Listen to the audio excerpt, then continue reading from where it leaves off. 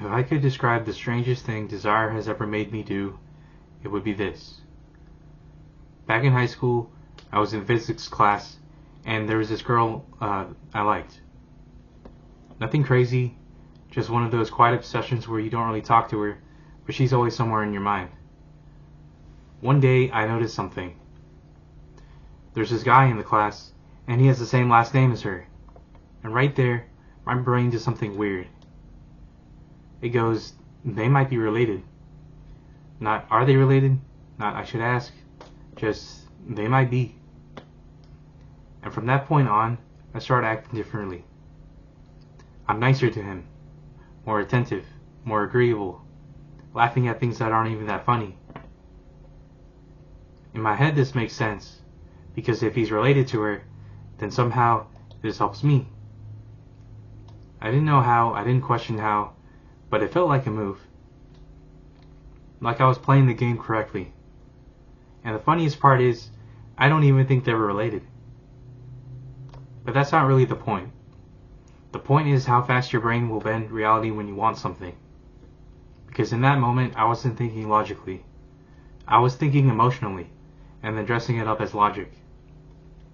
I took two completely unrelated things, a last name and a random guy, and turned it into a strategy. And once I believed it, I committed to it. This is what desire does. It doesn't just make you want something. It makes you justify anything that feels like it gets you closer. You start creating connections that aren't there. You start seeing opportunities that don't exist. You start acting in ways from the outside make no sense.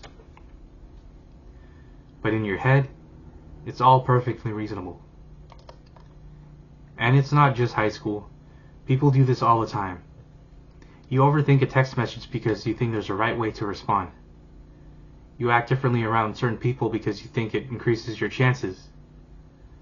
You convince yourself that small indirect moves are somehow progressing you toward something bigger. But a lot of the time, you're just doing random things and calling it strategy.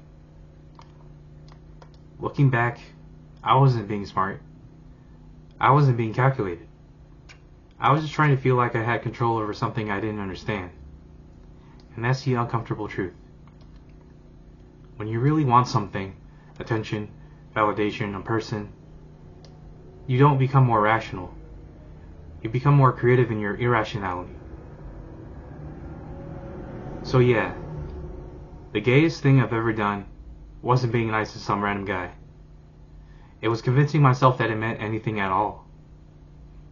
And if you've ever done something similar, you already know it's how easy it is to fall into that. Because when desire takes over, you're not really thinking anymore. You're just rationalizing.